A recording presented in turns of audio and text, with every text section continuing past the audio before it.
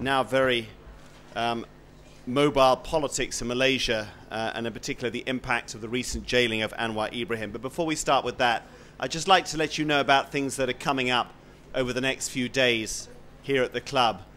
Tomorrow we are having an event looking at the future of politics in Thailand, in particular the role of political parties and the new constitution.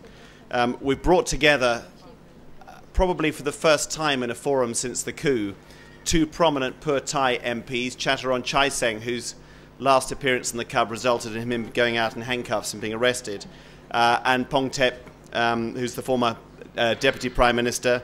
We've also got Kasit Pirom, the former Foreign Minister from the Democrat Party, coming, and Alongkorn Pulabot, who is also a very prominent member of the Democrat Party before leaving in disagreement over their support for the PDRC, and is now a prominent member of the National Reform Council. And they're going to be discussing the current debates over the Constitution and what role parties will have. We're still hopeful this event will go ahead. We're not quite sure where it fits in with the current restrictions that the military imposes, but we feel it will be a very constructive debate, and hopefully a very civilized one as well, that will help expound on some of the issues challenging Thais today as they watch a constitution being drafted by the various military bodies that have been set up to do that. Just to let you know that next week we've got a really spectacular film we're playing on Wednesday the 18th, made by the Korean broadcaster SBS on the Lao elephant. It's a beautiful, stunning documentary, and we'll be also launching a photo exhibition at the same time, taken by the people who put together the documentary, chronicling the dwindling elephant population in Laos, but looking at the challenges to elephant populations throughout Southeast Asia. Let's get started with tonight's programme. Exactly 1 month ago, Anwar Ibrahim, the veteran opposition leader in Malaysia, was sent to jail for 5 years on a charge of sodomy for the second time. He was jailed, of course, back in 1999 on the same charge and then acquitted later.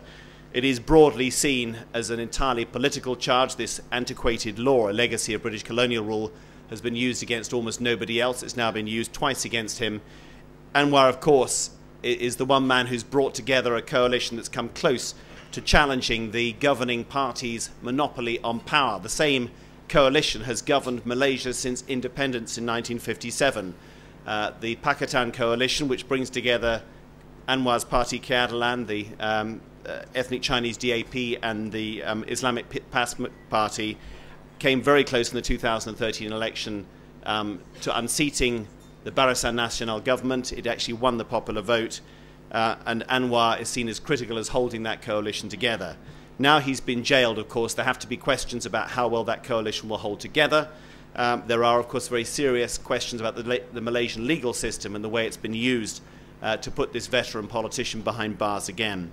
We're very privileged tonight to have Anwar Ibrahim's daughter, Nurul Nuha Anwar, who is now leading the campaign to challenge his conviction and to demand his release. His other daughter, Nurul Izzah, was in Parliament today reading a speech of Anwar's. Of course, he's now incarcerated and can't do that. We also have Emmeline Gill, an international legal advisor for the International Commission of Jurists, who's also an experienced attorney from the Philippines and works in particular on the ASEAN region and the legal context there and the various problems with legal systems in ASEAN and the ASEAN region. And Mr. Tian Chua, who's an MP for Anwar's party, Keadilan, was elected in 2008 and is himself, he might describe himself as was a human rights activist in the past, but also a veteran of Malaysia's more authoritarian laws, having been interned under the Internal Security Act in the past. Perhaps I could start, Nurul Nuha, and you could outline at the moment the status of the case against your father, and perhaps a little bit about how he's coping in prison. Thank you, Jonathan. Thank you to the Foreign Correspondents Club of Thailand for this opportunity and organizing this evening's event. My name is Nuha Anwar. I'm the second, six of us, so it's quite plentiful. My father, Anwar Ibrahim. My siblings, my family and I have launched the March to Freedom campaign in order to highlight his unjust incarceration. Sorry, this is my first time addressing to an international audience, so I'm just quite nervous, and I apologize in advance for any slip-ups, which clearly I've made. Today marks the 29th day that my father, Anwar Ibrahim, has been detained as Malaysia's political prisoner.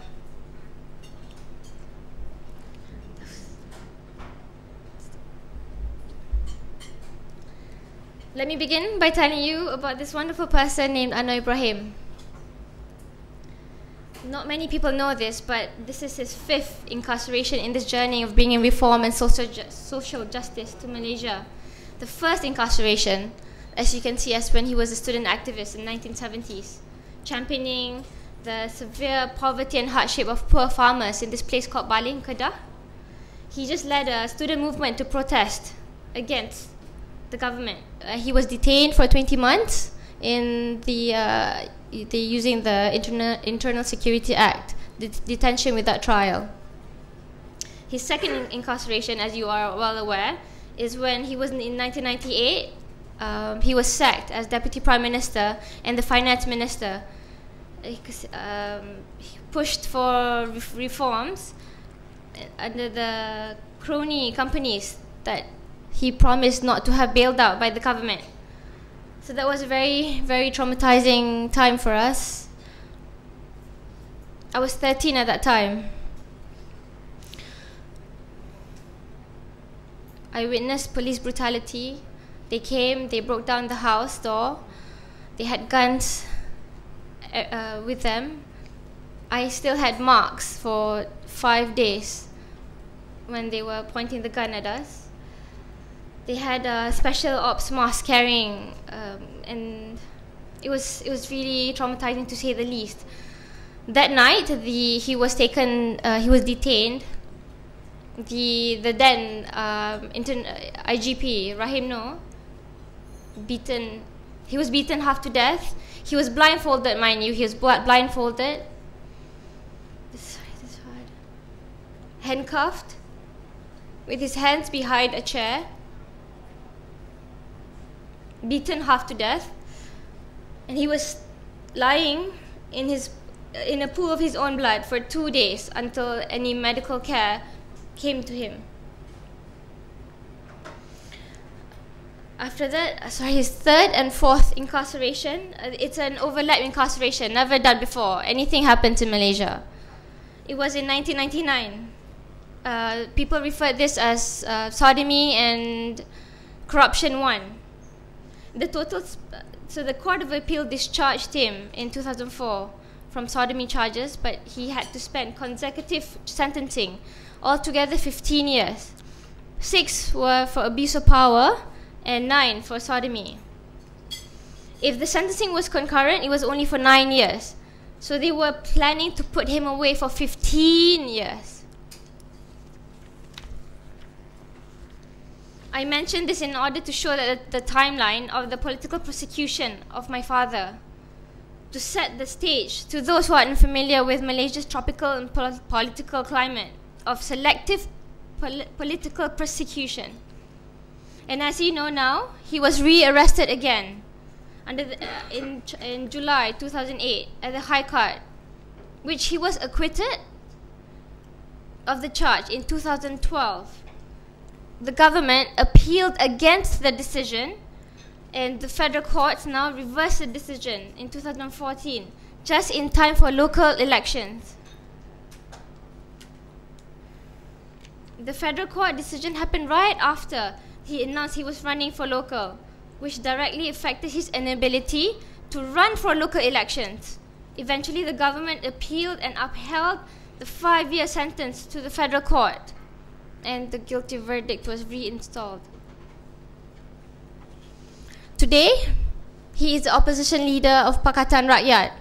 We won 52% of the popular votes in 2013.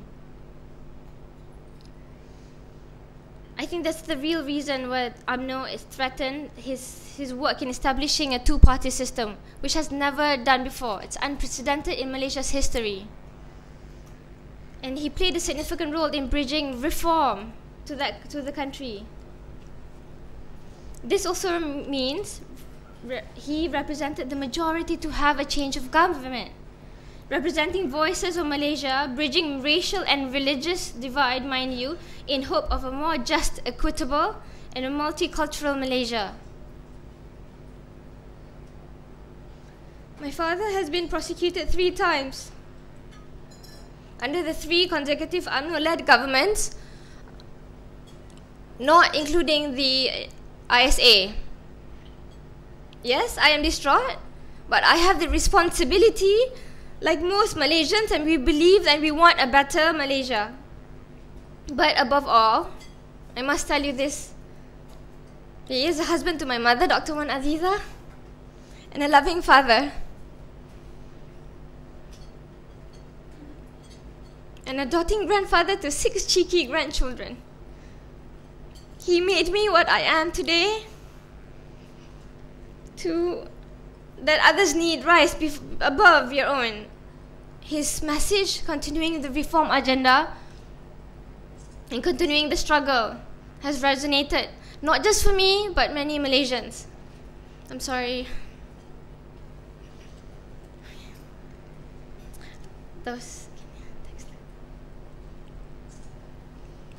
I will not be silenced, I will fight on, and I will never surrender.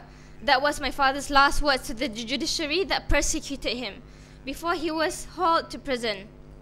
In this latest travesty of justice, I believe Emily will be in further detail about the Section 377A in archaic law. So I let her explain more on that.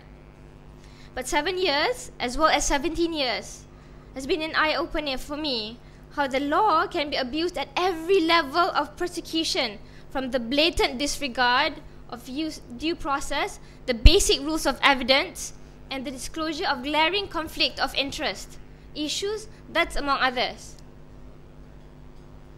If you need a copy of my father's statement from the dock, please ask me or my colleagues after the Q&A session. More than reasonable doubt. The political conspiracy came about from the accuser's testimony. So then Najib, Deputy Prime Minister, he met the complainant 2 days before the alleged incident happened, together with his wife, and none other than the lawyer who persecuted my father, Shafi'i. There are some attempts of press asking Najib why he had met the complainant. He cited 2 contradictory reasons for meeting Saiful. First was for scholarship purposes, which is bizarre considering the Saiful, he's a university dropout. And second, to discuss the complainant of being sexually harassed, sexually assaulted. So the plot thickens further with the presence of this UMNO lawyer turned guest prosecutor in the same place at the same time. So I guess you know where I'm going here. I don't have to explain further. Next, please. Searching for sedition. As you all know, our IGP, Malaysia's IGP, has gone a bit Twitter crazy right now. For actively and personally search for sedition on Twitter feeds and social media pages. That's our beloved, most senior cop. Since the federal court verdict last month, he's gone on rampage on Twitter, bullying, threatening, and instructing his cops, all via tweets, to investigate and taking actions against Malaysians, expressing their disgust with the verdict. Did you know that by drawing cartoons, you can be jailed? It's an obvious route. If you mention anything on corruption, if you happen to tweet about abuse of power or mismanagement, would lead you in prison.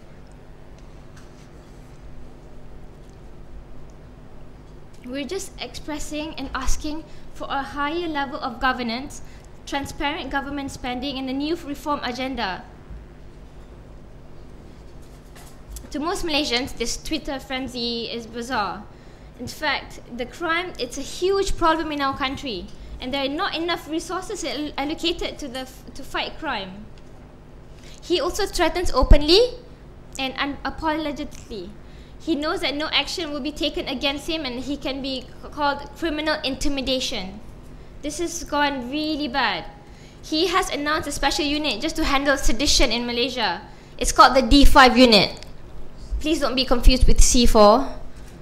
Malaysia has had their share of megalomaniac IGPs. In 1998, then the IGP Rahim Noor, the one that beat up my father half to death and gave him that infamous black eye that the world saw. So today we have an IGP who wants to beat all of us up. The sedition, I mind you again, I believe Emerlyn will be explaining more on the blunt force that is used against our country. The thing is, Najib has basically implied in 2012 he wants to repeal the Sedition Act. 2 years later, he backfired on this. We didn't have to wait long for the sedition sweep. But the blunt weapon is selective enough to largely ignore the hate speech of Anwar leaders, especially when Ibrahim Ali of Perkasa called the burning of Bibles. No action was taken. In fact, last year, the AG's chambers issued a statement defending him, speaking from accusations of sedition. The opposition's leader are banned from speaking at forums. Even my father's lawyer, he's a member of parliament, lawyer Surendran, he was charged under sedition. How can he operate freely to defend his client?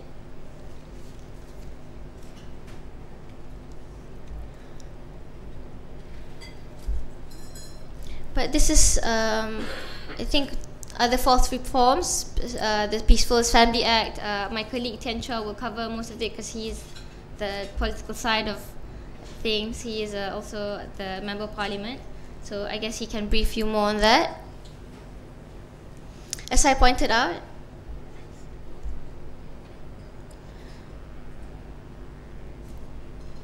I think Najib, people don't understand that it's not just reform, that you basically say it over and over again, it becomes rhetoric. And if he thinks you repeat it over and over, the people think it becomes the truth. The sad part is that many international community have actually swallowed this hook and line and sinker. From compromising the rule of law to allowing the worst race and religious baiting Malaysia has ever seen from the ruling party and its associates. I quote from Josh Krolanzik of the Council of Foreign Relations, the most prestigious foreign policy institute in the US. He tweeted that any belief in Najib Razak as some kind of reformer should now and fully be totally extinguished.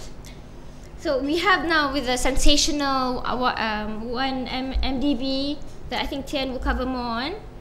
But I hope you are following these horror stories as everything from billions of dollars moved across the globe into offshore accounts to free flow of crystal champagne.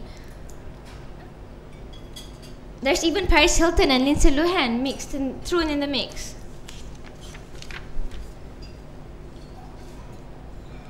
Now that Najib has come under intense scrutiny and criticism within and outside his party for not only further eroding Malaysia's institutions of justice and governance, as well as risking economic stability for his pet projects.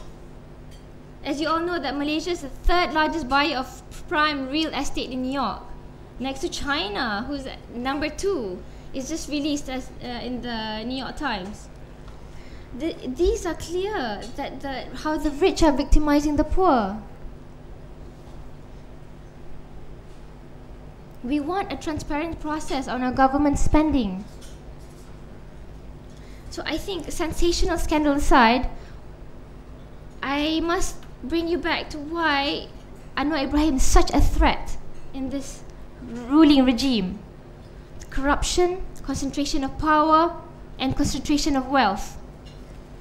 Let me get back to the message of reform and social justice, and this is why he has been persecuted. He is not only a threat to the ruling elite, But he, like Jonathan mentioned, in 2008, we won the 13th general elections. We've garnered 52% of the popular vote. But because of gerrymandering and because of election fraud, we couldn't form the government. And also as opposition leader, he advocated the Malaysia economic agenda, which talks about affirmative action, the needs-based, compared to the old race-based, the NEP. We are not against this whole policy. We maintain that Islam is still the official religion, but this has to be carried forth that Malaysia is a rich country with Malays, Chinese and Indians. I believe that the MEA trumps the ideological and philosophical beliefs. That's why they're trying to kill his message. He's going against race and religion-based politics that UMNO relies on. He's an advocate of democracy and a Muslim Democrat. It's also a threat to the UMNO use and UMNO proxies, for instance, Perkasa, ISMA, to control and pursue the vision of Islam.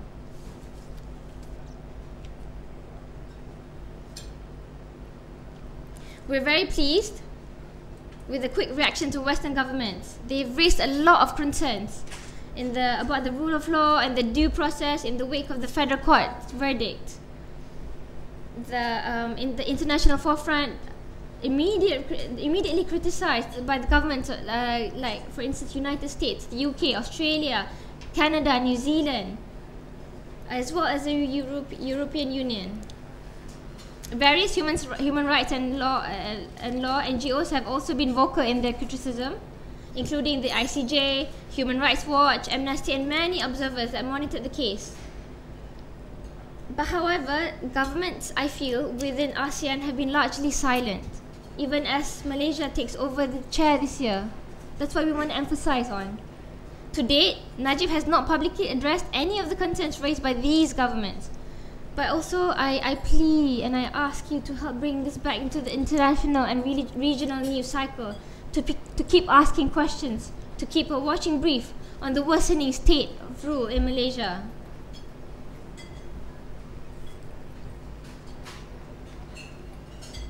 As you know, we started the March to Freedom campaign a day after he was detained. It is still new, I must be honest, but the campaign is set up as a reaction to my father's imprisonment.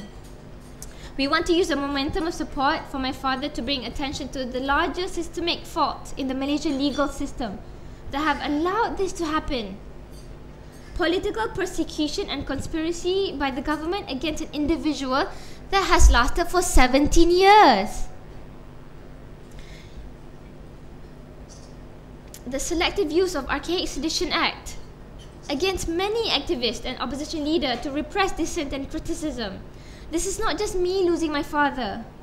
It's about millions of Malaysians losing hope and seeing change and true reform.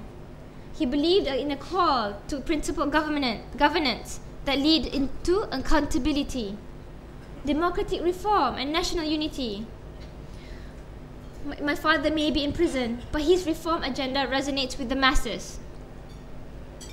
The Anwar verdict shatters once and for all the myth of the progressive Malaysia under Najib and UMNO. This has been done by government desperate attempts to retain power at all costs, even it means destroying the fabric of Malaysia's institutions. Malaysia, I appeal to you, is at the brink. Most Malaysians know this. I hope that this evening I've managed to convince you as well. Thank you.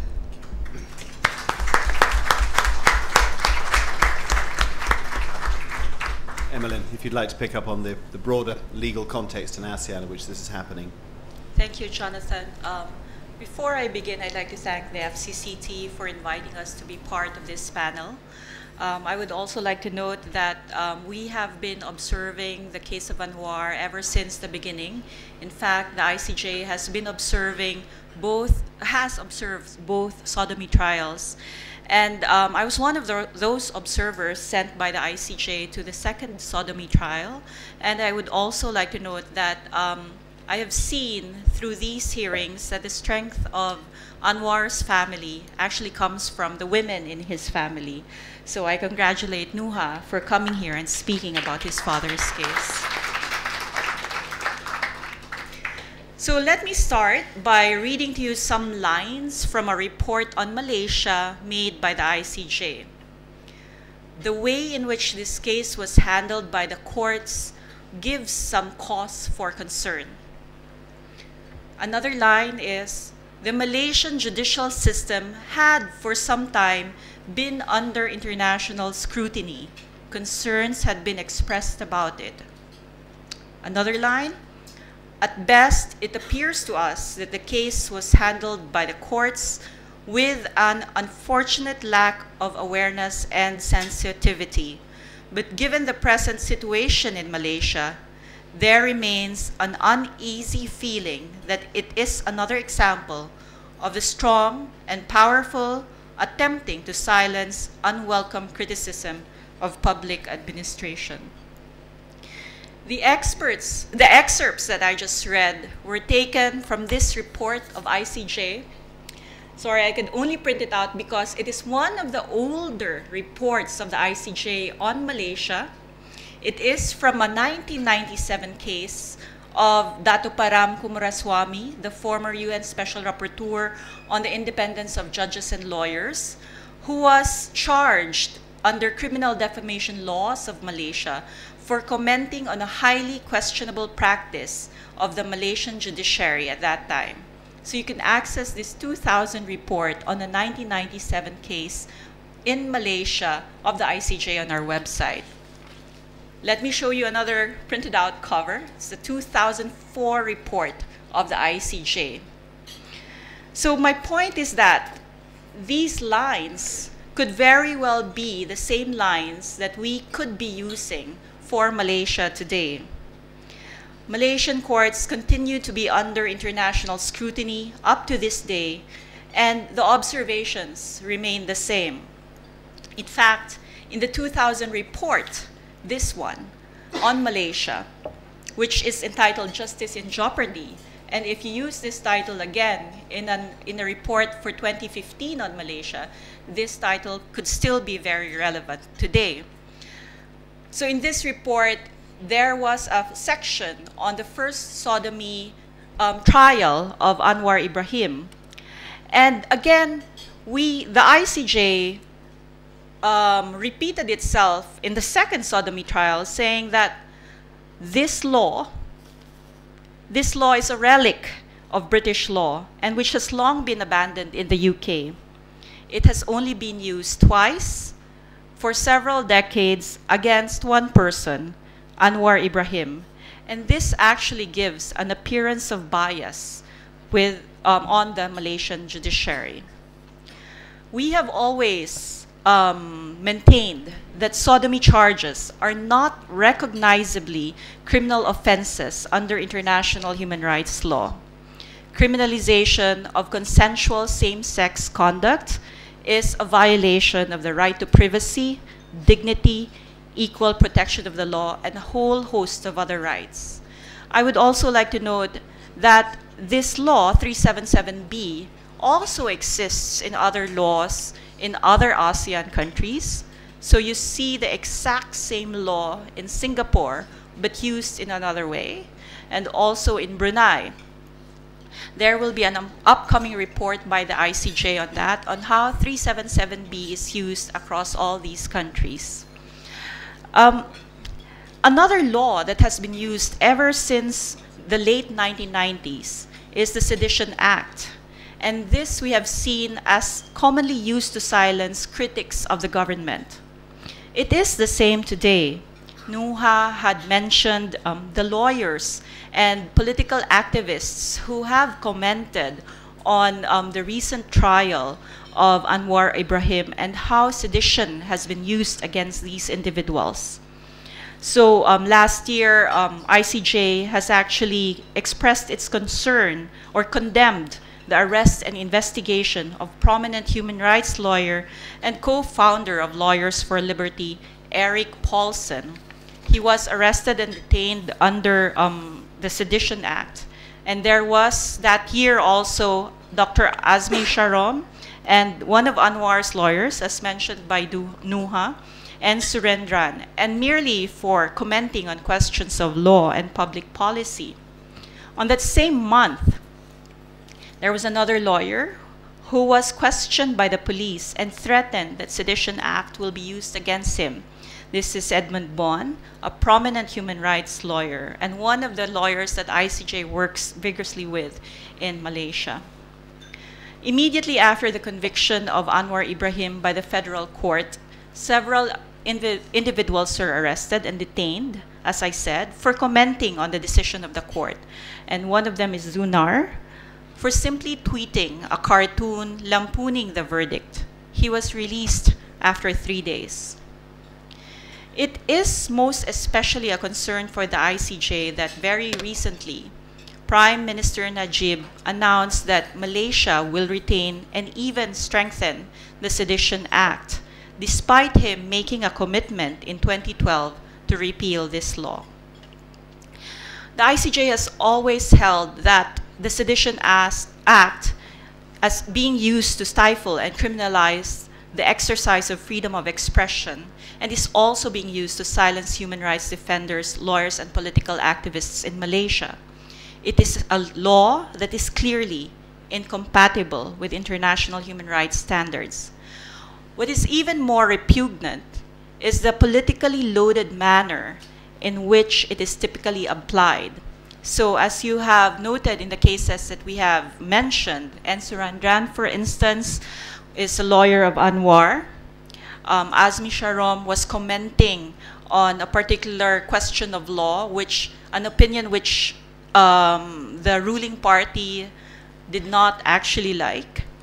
And several of these lawyers expressed opinions that were not favorable to the ruling party, which was why they were either called in for questioning, threatened with charges under sedition, or actually charged with sedition.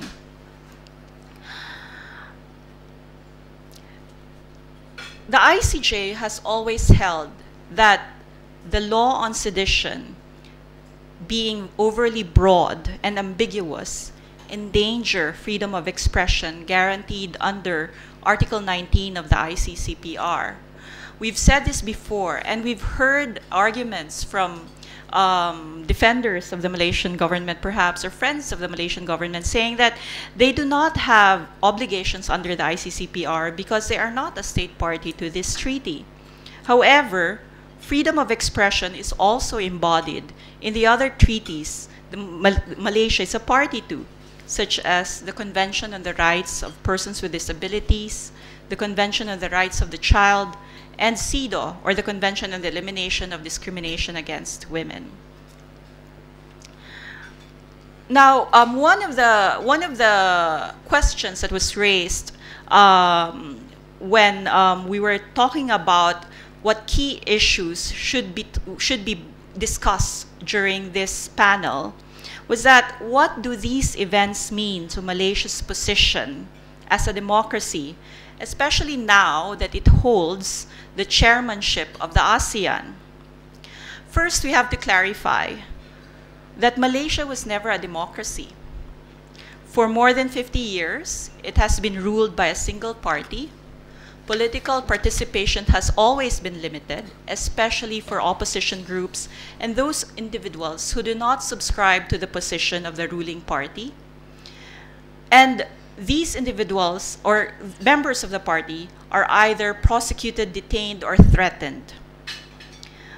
At one point, there appeared to be a glimpse of a democracy in Malaysia, especially around the time when alleged reforms were instituted in 2009.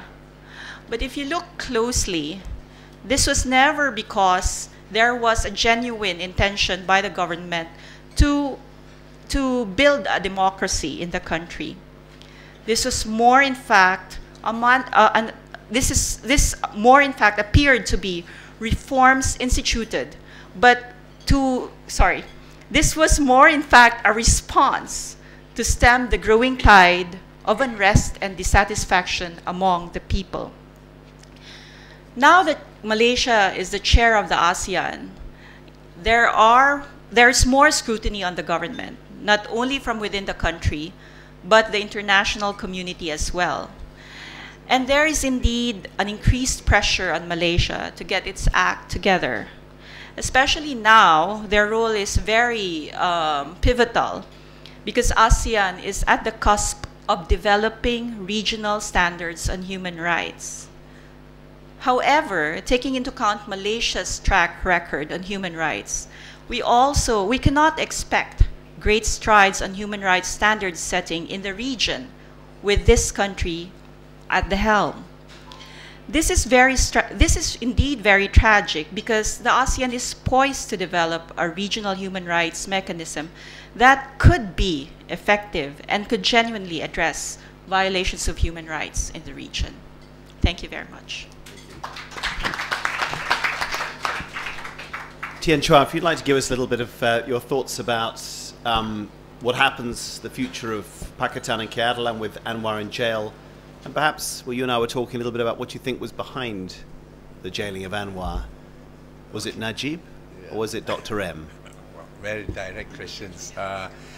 Thank you, good evening. Actually, I'm very glad that I make it to here.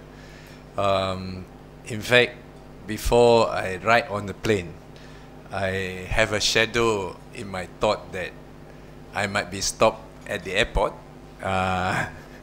And I will disappoint FCCT that I couldn't make it tonight because as I speak, a few of my colleagues now detained, arrested randomly by the police, and I'm not sure when will be my turn. Although I have done it, I have been arrested before. I think Anwar's stories is so familiar that we have heard it for about 15 years.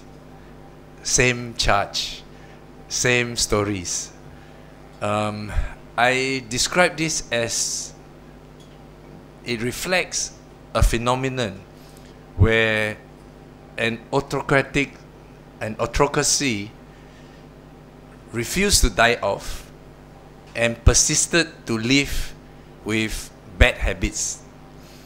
And somehow the regime mistaken Anwar as their main enemy. So the preoccupations that Malaysians being drawn into, bitter struggles trying to persecute Anwar Ibrahim,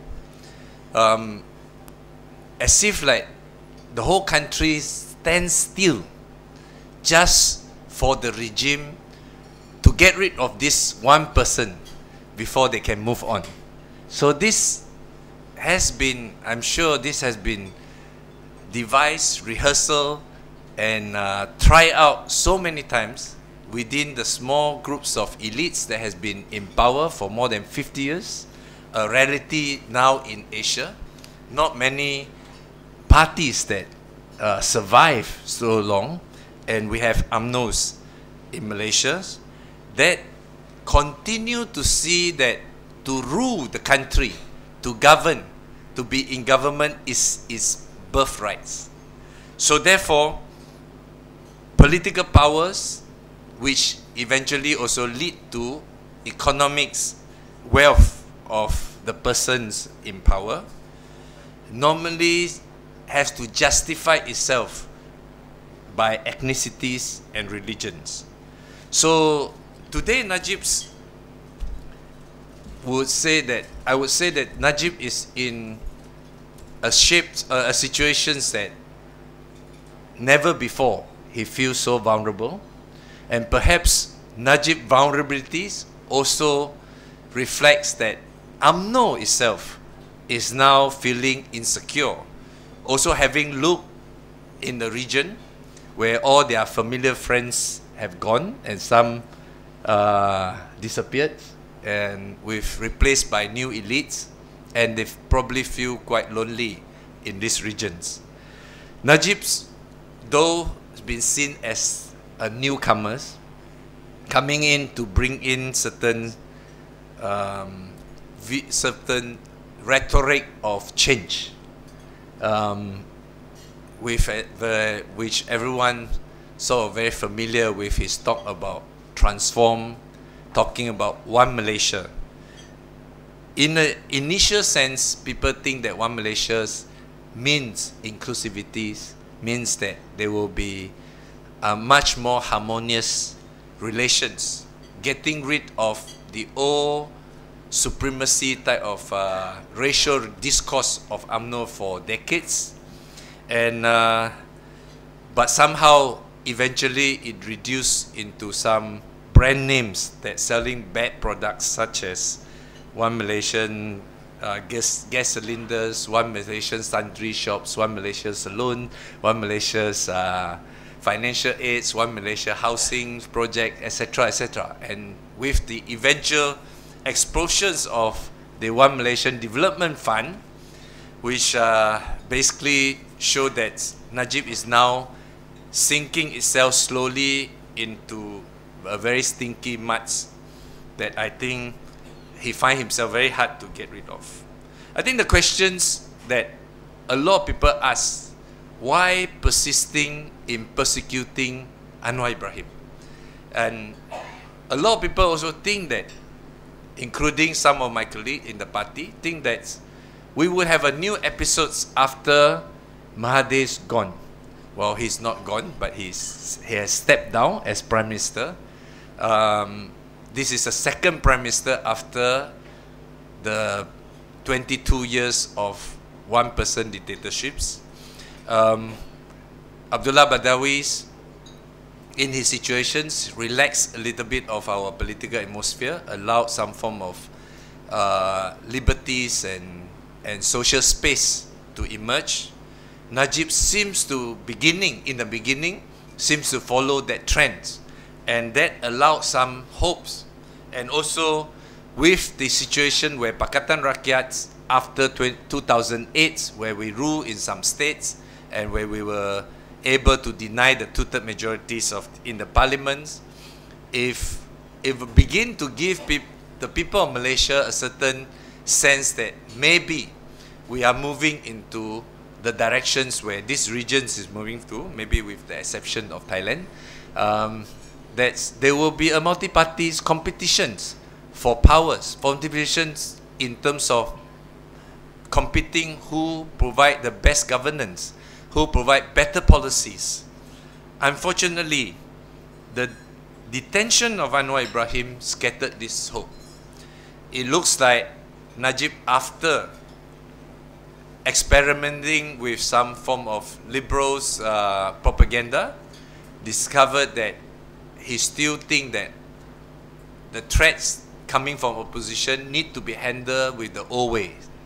And he's also probably sensed that freedoms of press and the atmosphere to allow people to speak fearlessly now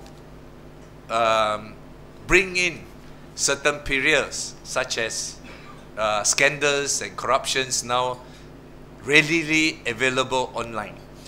So I think the detentions of Anwar is not just a question of an individual's being denied his freedom, but it's a declarations that there is no hope of reforms by Najib.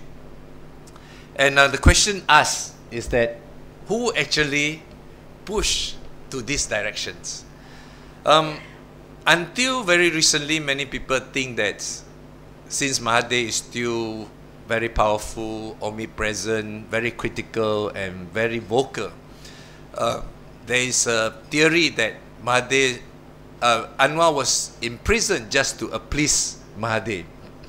I think this probably is not so accurate in the sense that the current situations that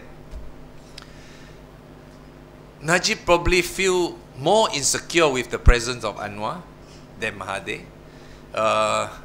Mahathir now is more obsessed of trying to get rid of Najib than trying to worried about Anwar's political futures. So as such, I think the issues here is that the current Prime Ministers have no intentions trying to compete with the opposition Pakatan Rakyat on equal platforms. Yes, we have problems among ourselves. Pakatan Rakyat come together, we converge parties of very different ideology, but we also have to remind people that such ideologies was something that we inherit from the past, whether it's the Islamic parties or the Democratic Action Party, the Chinese-dominated Democratic Action Party, were shaped by politics of the past. Pakatan Rakyat as a political coalition is a necessity. There is no way any of our opposition party can survive on its own. So I think I don't want to overrate to say that Anwar is the one who bring the opposition together. Anwar sometimes being characterized as the cement of the opposition coalitions. I think that's probably slightly exaggerated, because I think each of the party each of them is fully aware that they could not stand alone in our first past the post election system. I think what Anwar's provide for Pakatan is a strong, dynamic spokesperson that always willing to challenge the convention orthodox ideology. And Anwar's hard work and energy that is incredible. He has gone down to the rural areas, gone down to the grassroots, and become Pakatan's best spokesperson to challenge the conventions. Many of the old political forces dare not touch many of our social taboo, whether it's ethnicities or religion. But Anwar is willing to take that on. And Anwar is willing to go down and change the perception. So for something that which can be very unpopular, where most people think that, for example, Allah should not be used by Christians. But Anwar is willing to go down and say, yes, Muslim allow such thing, and let's debate about it. A lot of people think that it is a holy political rules that the Malay must be protected at all costs. Anwar is willing to go down to say, we have a visions of equality, we have a visions of non-discriminations, and we must continue with programs which assist people with not by race, but based on needs and to have affirmative actions remove the race-based affirmative action, remove and replace with a more equitable one. These are strong message that ultimately undermine the UMNO ideologies. Then that is the biggest fears. I think the Pakatans will continue, because if any of the party walk out, we will lose whatever we have now. We will not be able to rule in Penang. We will not be able to rule in Selangor, which are the two biggest and richest states. And despite Anwar's imprisonment, his biggest strength is because his willingness to sacrifice and his willingness to face the threat that inspire and provide him the moral authority to continue to be the leaders. So some people ask me, Anwar in prison, who to replace him? I would say, in prison, Anwar can command the Pakatan Rakyat's coalition much more powerful than probably he was outside. So, so I think with that, I'm not so pessimistic about the future of the coalitions. Some of the ideological debates will go on because, you know, these are things that we inherit. They will continue to be debate. But the more important thing now is the imprisonment of Anwar has bring us back to the focus on repressions, on the struggles against autocracies. Lastly, I would also like to say that in a way, Najib's putting Anwar in jails has unwittingly triggered his own slow death. I mean, Roger Mitton is not here, but I'm forgive for quoting him. Hopefully, he's not copywriting his title. I think just before Anwar imprisonment, it's actually a balancing of three forces in the dynamic of Malaysian politics. One is you have the opposition led by Anwar, you have the ailing ruling parties led by Najib's, internally undermined by Mahathir, because Mahathir want a different succession plan. Somehow, those people who are against the dissenting voice in UMNO dare not to be too outright, too open about overthrowing Najib, because if they make a mistake, they could end up having Pakatan Rakyat led by Anwar come into power. And Mahathir learned that lesson when he, in the process of removing Abdullah Badawi, he opened out the opportunity for Pakatans to rise up. So the detention of Anwar basically removed Mahathir's obstacle of fears. Now you see an all-out fight, because Mahathir now confident that if Najib go down, or whoever oppose Najib inside UMNO will believe that if Najib go down, there will be another UMNO's Prime Minister. There will be another leaders to take over, business as usual. So they are not so worried now. I think that we'll see a very interesting new dynamic within the ruling parties emerge. But yet, the people out there, as we have seen last Saturday, that has not forgotten the importance of people's power. They will continue to stay vigilant. If necessary, go back to the streets to demand the continuations of reforms and eventually the change of government. Thank you very much. Thank you very much. The microphone is up there. Pirong's just switching on. Anybody who has questions, could you just line up, introduce yourselves, please, and make your questions to the point and reasonably short as well. Ray. My name is Ray Buono. I'm a member of the club, and I worked in Malaysia for 12 years. UMNO lost the Chinese vote in the last election. And since then, UMNO seems to be moving more toward Islamic concerns and becoming more and more of an Islamic party. And to me, that means that possibly there could be a split in the Pakatan coalition where PAS moves towards UMNO. And then you may have a situation where the Chinese parties, the Malaysian Chinese Association leaves UMNO and moves in with Kiatalan, so that you could have a polarization in Malaysia between the Malay parties and the Chinese parties. I wonder if you could comment on this. Okay. Thank you. Could be either you, Tien, or perhaps you go first. Yeah. I think that has been pictures that even the ruling party is trying to paint. This brings back to my point earlier.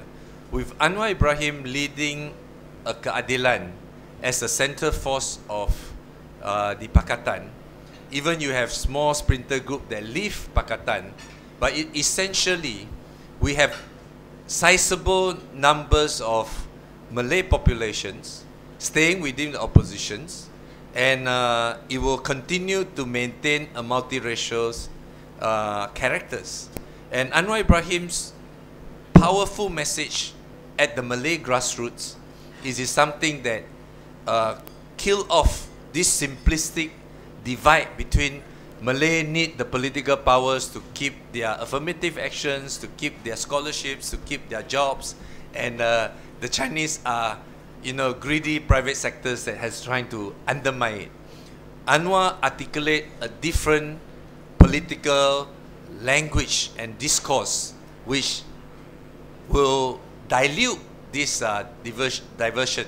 So I think within Pakatan, we also see that such voice, maybe not necessarily from Anwar, but representing his generations, command the majority of the Islamic parties. You have small groups of conservative that feel uncomfortable with increasingly more liberal approach of PAS, and I think that reflected in their debate.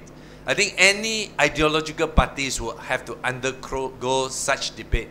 I mean, I'm not a member of PAS, so I don't want to venture into it, but I believe that such debate is necessary, is healthy. But as a whole, Pakatan will ensure that there will be no polarizations, and we will continue to walk the tight roads that to make sure that we are always multiracial, and we also take into consideration majority Malay, indigenous, and the Islamic interests at our heart. I would just bring in there, Tian. I mean, what about the problems, the possibility of UMNO wooing PAS? I mean, you've got problems with Hadi Awang, the PAS leader at the moment, senior PAS man. You've also got problems clear problems over Hudud law as well. I don't dare to speak on behalf of PAS, but I'm very confident that majority of PAS members would not be interested to join force with UMNO. There might be small groups of people who have some ideological affinity with UMNO, but we have to remember, PAS was a small, fringe, ideologically oriented party until 1998. When Anwar was sacked, majority of the exodus of UMNO members, where do they go? They went to PAS. So you have a situation that, in fact, most of this moderate trend come because of the schemists within UMNO, and the progressive elements of UMNO bring into PAS and make PAS a mass party since then. So I think I'm very confident that the grassroots will not tolerate their leaderships to go and converge with the ruling UMNOs. Thank you. Sorry, Emily. I would just like to add to what was discussed earlier.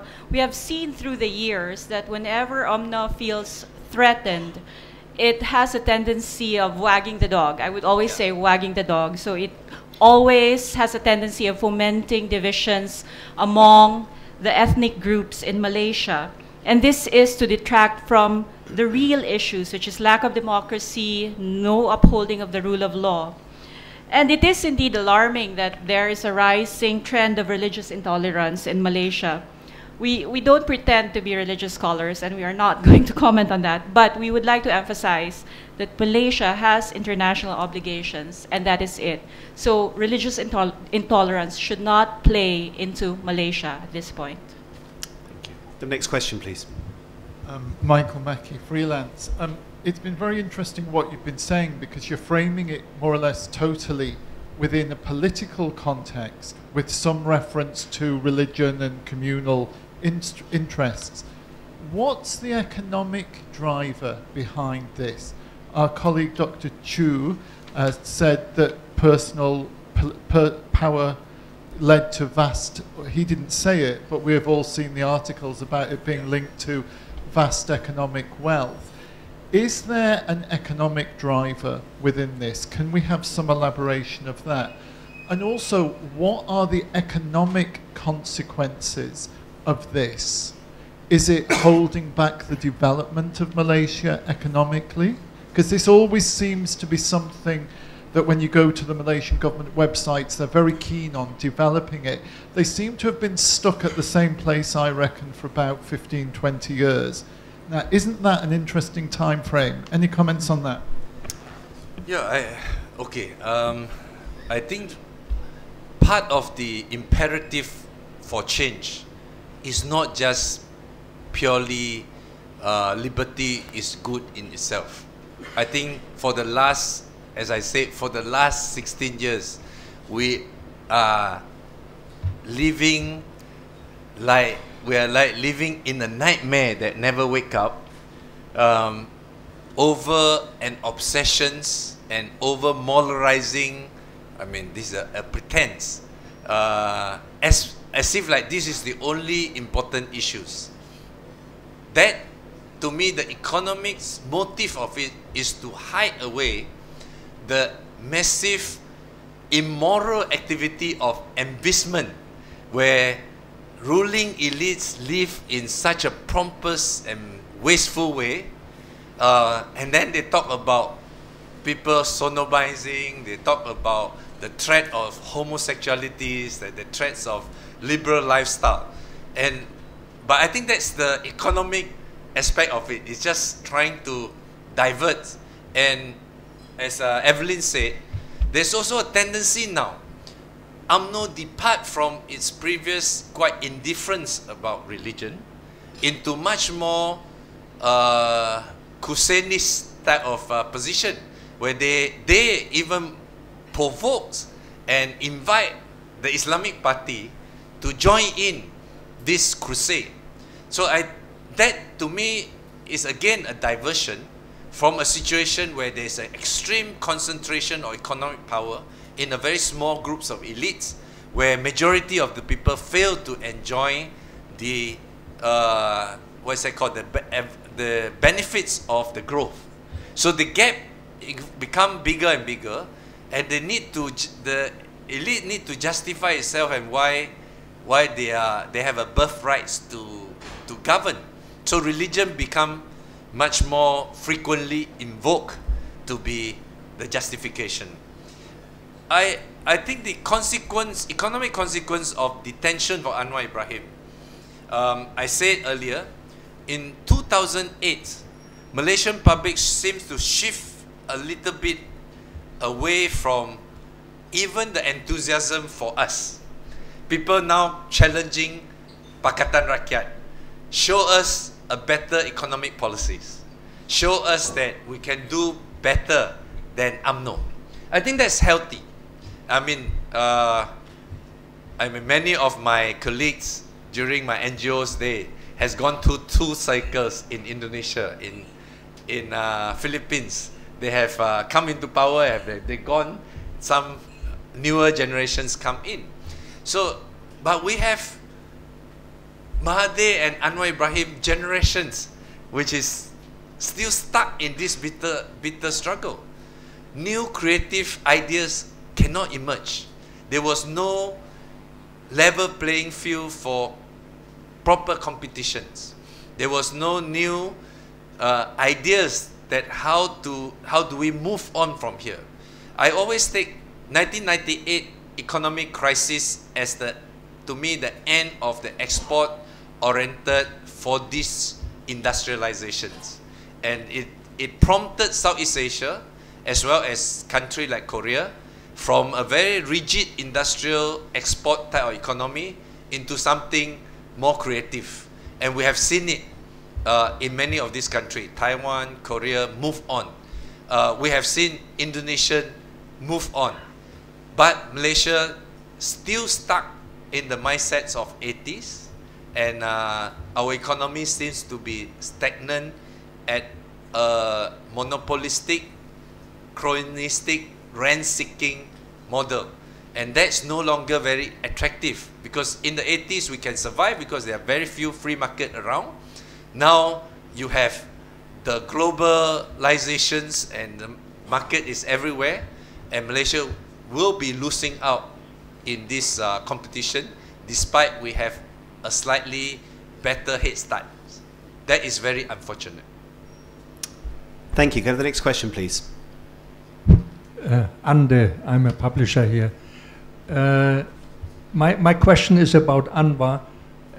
Why did he, there are some laws against homosexuality, and he knows it and everybody knows it. Why did he expose himself to be threatened or blackmailed or whatever? I mean, why did he not go to other countries or something, whatever,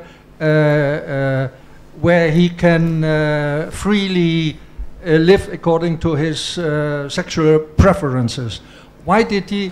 I mean, he challenged a lot of people, and so that means he would be vulnerable, and he should have known this.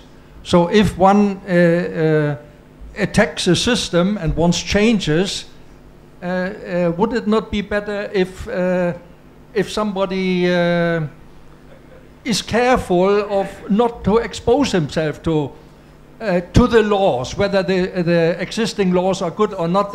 That's another thing. But they are there. I think. Thank you. Let me be very clear that I think precisely because of this, the government decided to have a trump-up charge against him on such a crime, because in the beginning he challenged Mahathir. If Mahathir disagree with him, say that it is differences of economic policies, I think then we have to examine the merits of two of the discussions. But because taking the cultural context of a society that assumed to be very conservative, to frame out with a non-existent charge that's on Anwar, will be a simplistic propaganda, because at that time they think that they can control the media, they can control that, and they can accuse people for homosexualities despite there was no proof whatsoever that Anwar has ever engaged in such an act, will deter people from supporting it. But at the end, the regimes found themselves in a situation that they were wrong, because people don't believe it. There was no such thing, and they were unable to prove it in courts. They were unable to convince the publics, and we have Anwar's families themselves as testified that Anwar has not committed an act and also of homosexualities. We can have whatever positions we have on homosexualities, but Anwar is not a homosexual. Anwar did not get involved with those acts. But the regime think that by framing him on that would deter people from support. But I think they were absolutely wrong, and I'm also here to testify that they failed miserably. Yes, thank you. We also would like to emphasize that Anwar should not have been charged, prosecuted, or convicted under the law. As I mentioned earlier, consensual sexual relations are not recognizably criminal offenses under international law. Also, you have to look at the nature of the law, and our colleague here is correct. The very reason that this particular law was used against Anwar was to put him in a bad light. And this also speaks to how disjointed the ruling party is with the reality of the opinions of the people on the ground. They actually believe that by framing Anwar Ibrahim as that, as somebody who may commit consensual sexual relations, would alienate him from the public. But that did not happen. We we continue saying that these are false allegations over and over again, and to bring my father down. And the complainant for this case has gone to see 3 doctors who said, and they found that there is no evidence of penetration.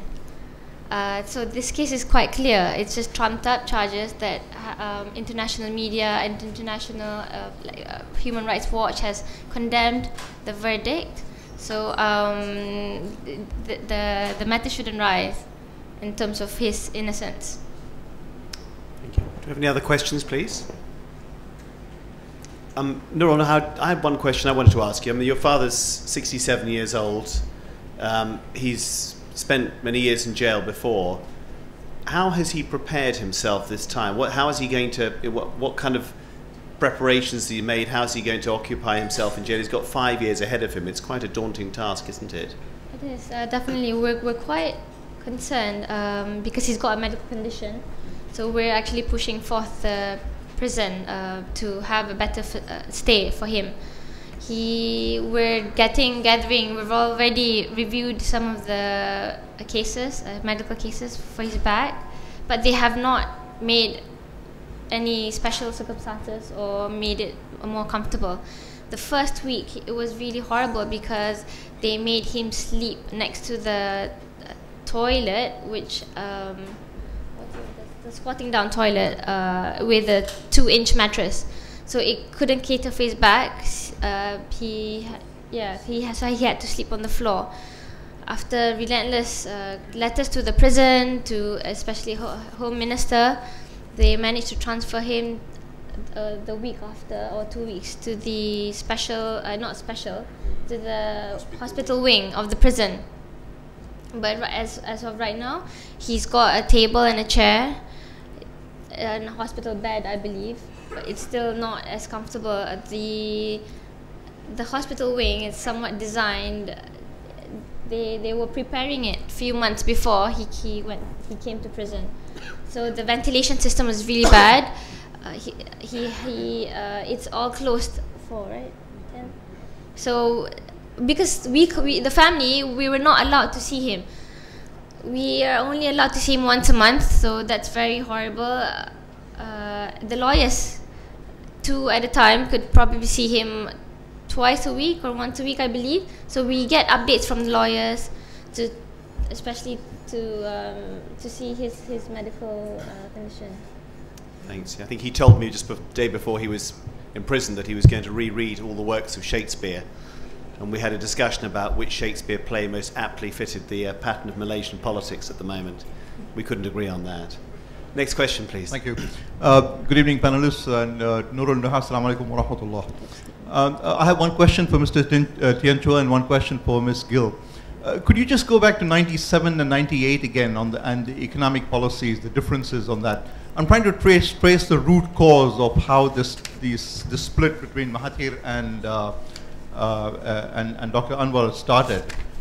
There were rumors, there were allegations on both sides at the time that Dr. Anwar had become pretty much a stooge of the American government and wanted to hand the whole country over to the IMF, whereas Mahathir wanted to take it in the other direction.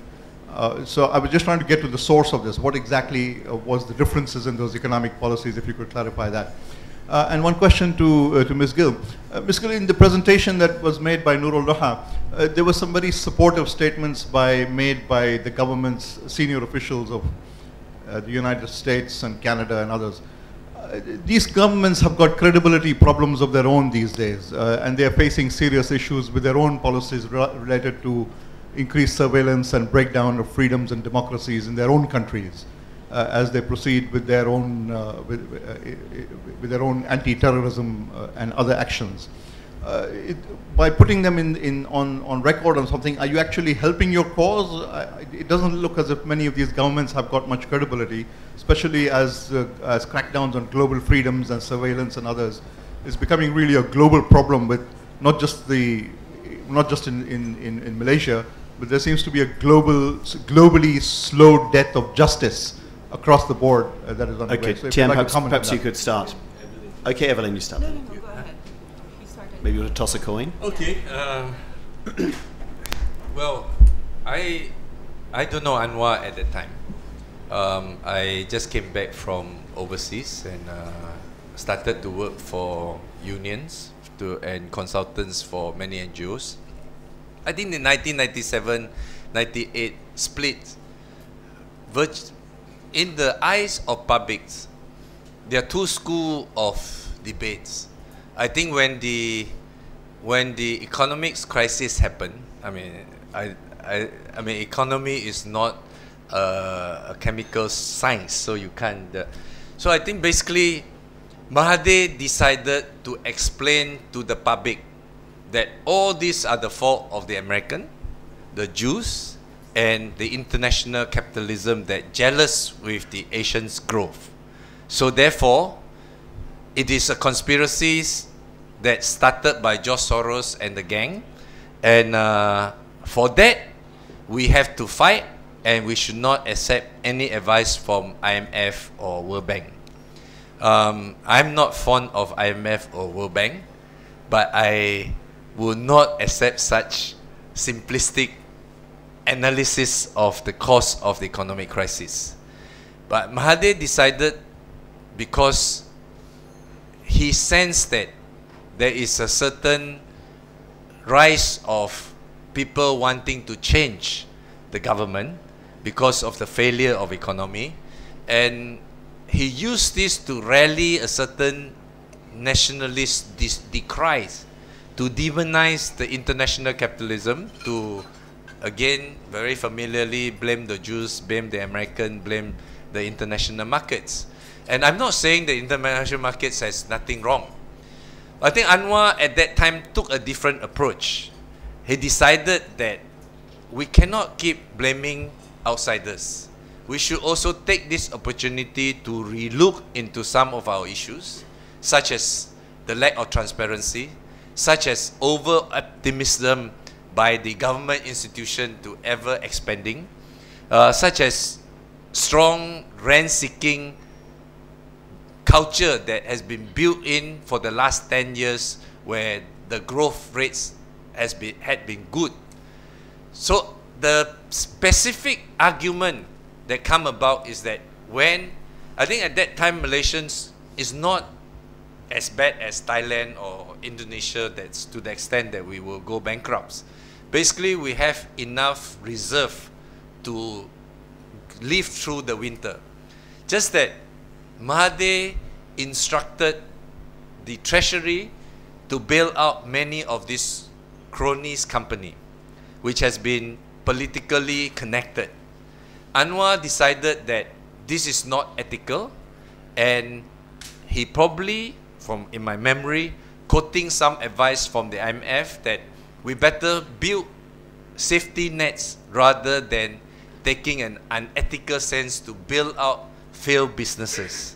So I think such debate become very intense, because in the realities, these companies are, people are closely related to the ruling elites. When Anwar make such stand, virtually spell the end of many of these entrepreneurs, so-called. So they decided to rally behind Mahathir to kill off Anwar. So, but to the public, Anwar's articulation makes sense. Those people that owe the bank for 1 million, $500,000, got bankrupts. Those children of the elites that having a debt of 30 million, 20 million, 100 millions got bailed out. So people rally behind Anwar purely because of that. And then you see, that is why there is a slight shift now. People don't believe in the old rhetoric that UMNO is for the Malay.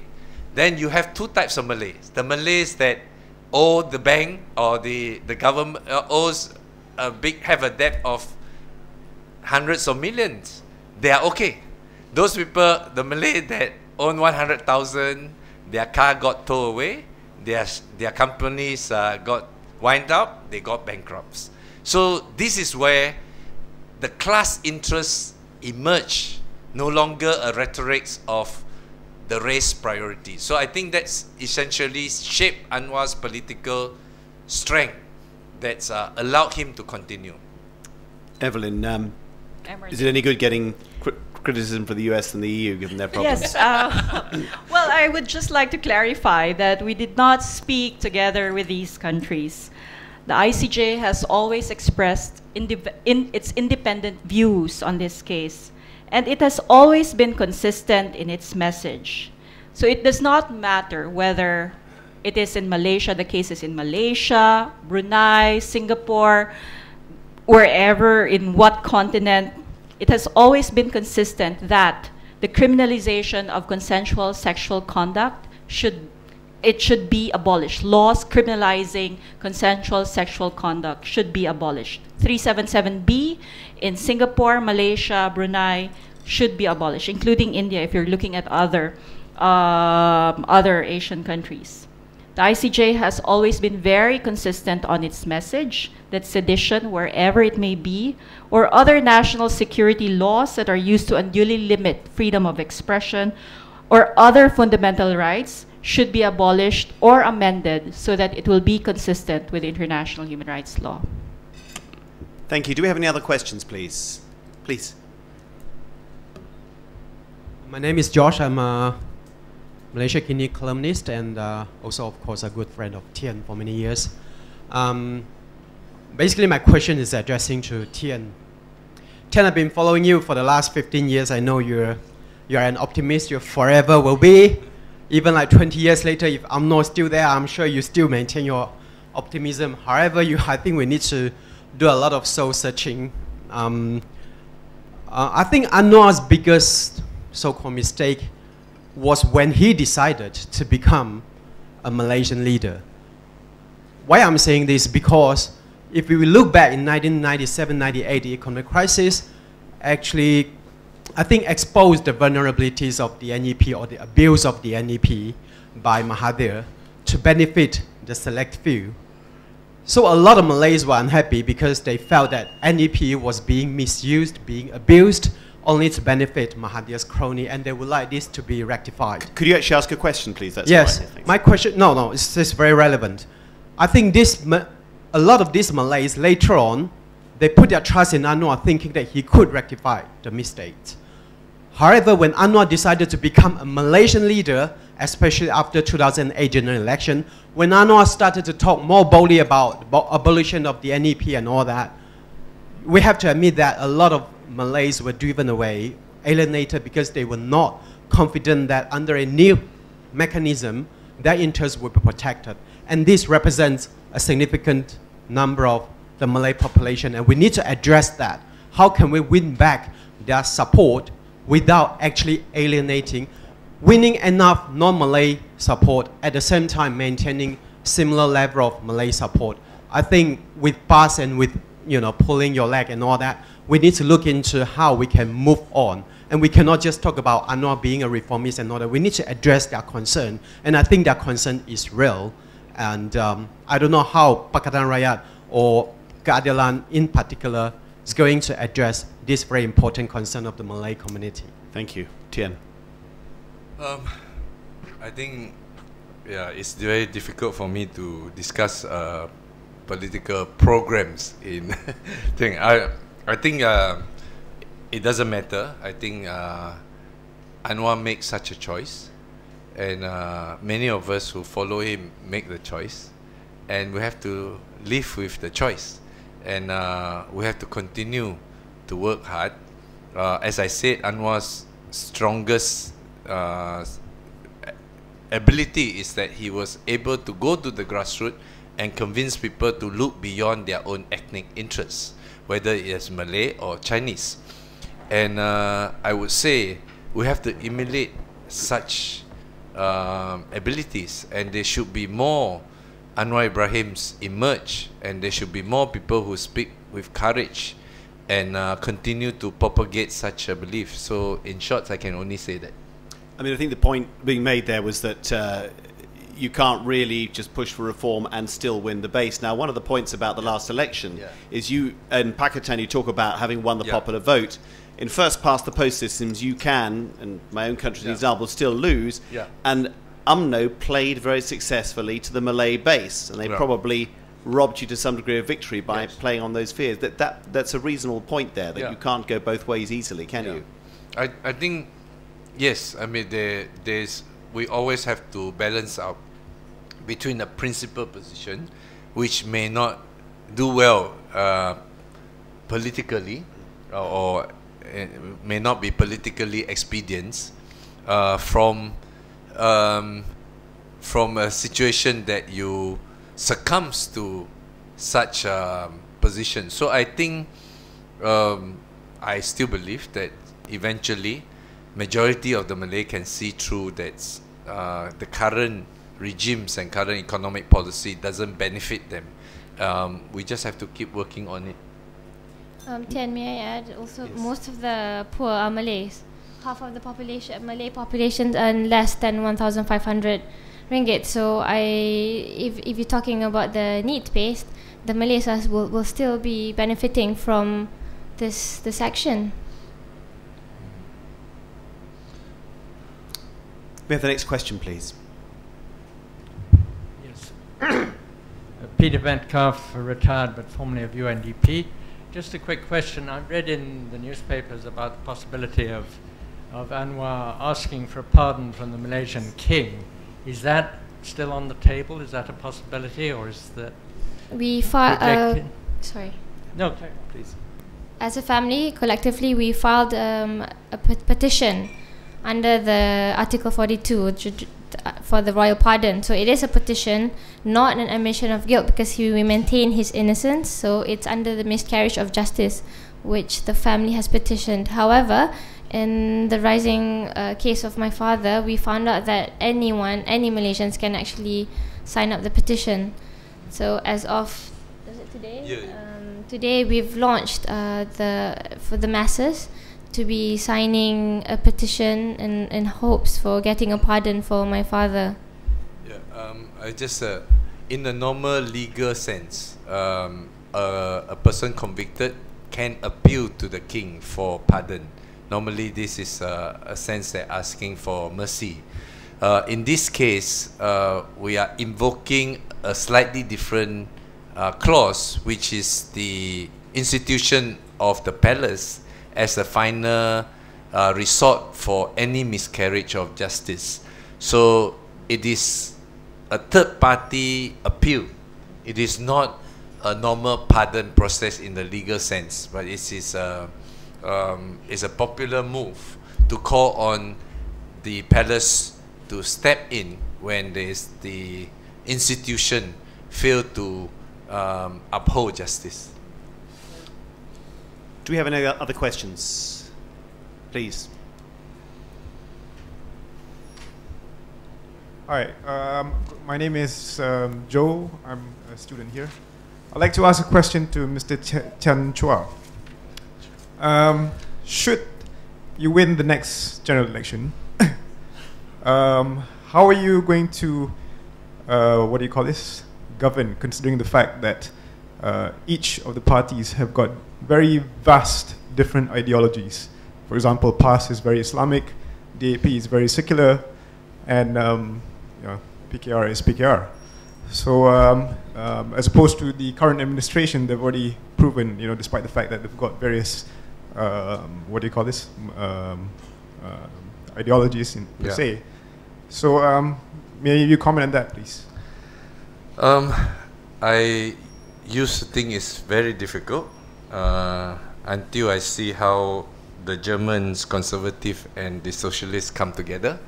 I think the ideologies between PAS and DAP might seems to be wide. One thing that we have to appreciate is that the Islamic Party in Malaysia has a very unique history. It is probably the only Islamic party in the world that since its inception has always, without fail, stay within a parliamentarian system. So they learn the parliament culture very well.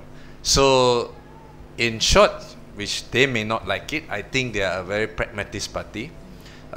In the ruling coalitions of Selangor, where we are now in power, we have a situation where 1/3 of the seats come from my party, the other 1/3 come from DAP, a secular Chinese-dominated party, and another 1/3 coming from Islamic party. We have no problem. We were able to rule together. There was some debate, but generally we were able to rule. I think normally a conservative moral issues come when there is a crisis. UMNO do that, and sometimes PAS also do that. I think this tend to be exaggerated. But when we have a common objective, when we need to provide better governance, we have seen PAS was able to be very rational and run the government relatively professionally. So I'm quite confident. Having said that, I also think that such issues we cannot escape. You know, we have to debate it. So eventually, we have to face it, and finally, the people will decide. And I believe that majority of Malaysians prefer a secular, a much more open, a democratic system. That any forms of extreme ideology will not be acceptable electorally. So I think if any party, whether it's PAS or UMNO, they're inclining towards extremism, it will be thrown out democratically. UMNO is trying to play this by with the weapons such as seditions and all the repressive tools in his hands. That's why they were able to stay in power. If we have a healthy competition and a perfectly functioning democracies, I think it will work well. So I always tell most of my non-Muslim friends that with Indonesia, where you have 95% Muslim, there was no threat of a possible very conservative theological states, while Malaysia has 40% non-Muslim, and it's impossible for anyone to impose a system against our will. Any other questions? Well, I'd just like to extend a very warm round of applause to our panel, and a great thanks for giving us an insight into Malaysian politics, but I think sometimes, given what's been going on here in Thailand, we've been rather distracted. Some of the issues there are as critical there as they are here. Thank you.